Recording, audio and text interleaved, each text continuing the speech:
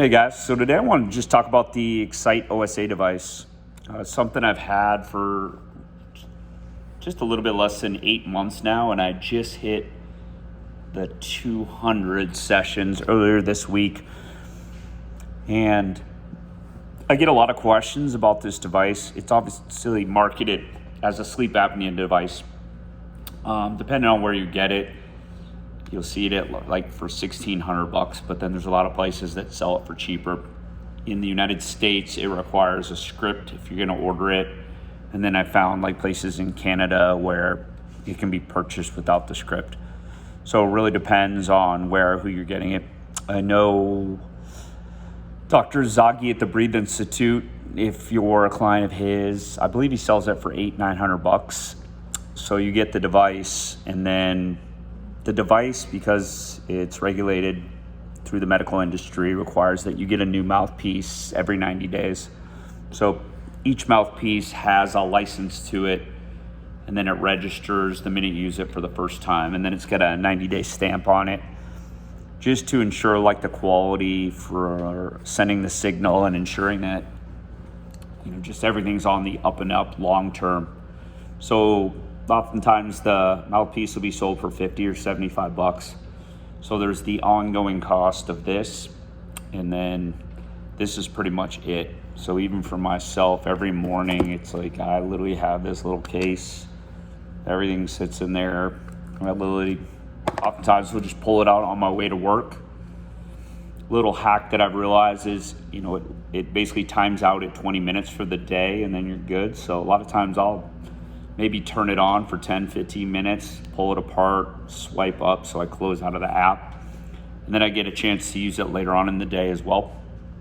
And this is I look at this as like low-level tongue endurance to help someone breathe and sleep better. I think it's funny that if we market something towards a breathing device, it's such a competitive market that it just gets lost in the mix, and people probably wouldn't spend the money. The minute it's a sleep device, things change dramatically. The medical community can get involved, because I think it's hilarious to think that the signal quality and strength of this is nothing in comparison to some of the fitness tools that I have, yet the minute it goes in the mouth and it's for sleep and it can be qualified as a medical device, this is where, hey, there's some money to get made. We get medical reimbursement, insurance. And as screwed up as that is in this world, that's how it is.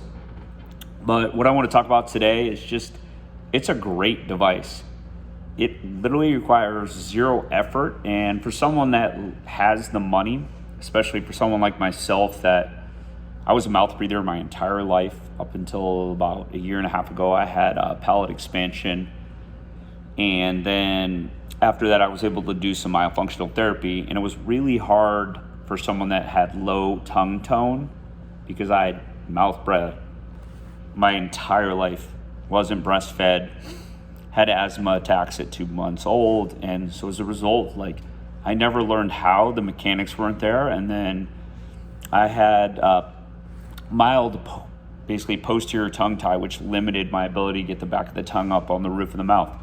So as a result, it was just never used. And therefore, when I now had room in my palate for my tongue to fit, one, I had to get rid of the tongue tie so I could utilize the space. But I had to train things before I could do that.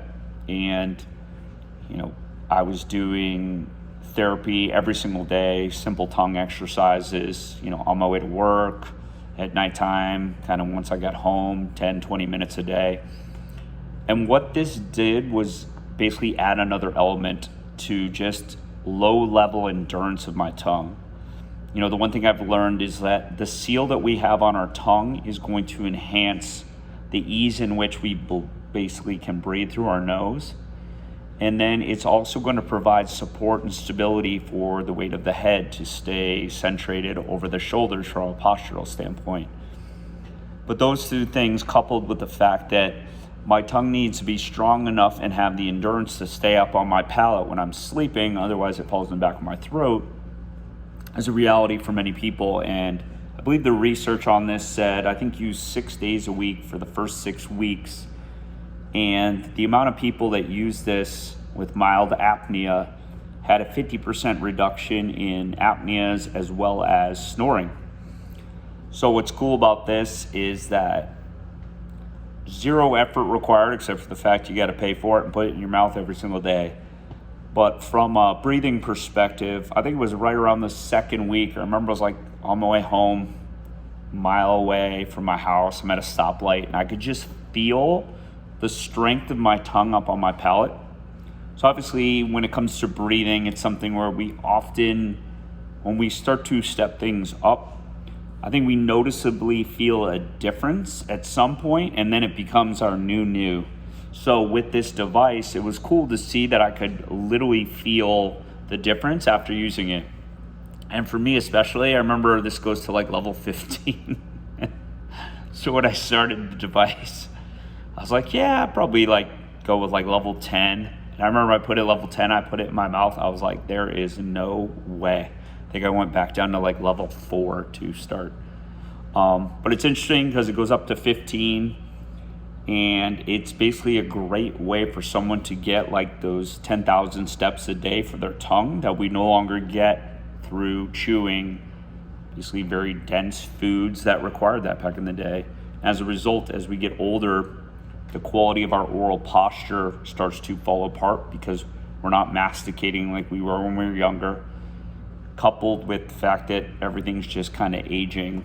And this is just a game changer, I think, for those looking for something easy, something to help along the lines of just breathing and sleeping better, as far as just another tool to add to the toolbox. But definitely a great product. It's not the cheapest thing in the world, but for someone that has the money and it's just, listen, like, I'm willing to do whatever it takes for my health, or I always tell people, there's a lot of benefit right out the gate from using this device until you get up to the point where you're like, all right, I'm at 15. I've been there for every day for the last few months.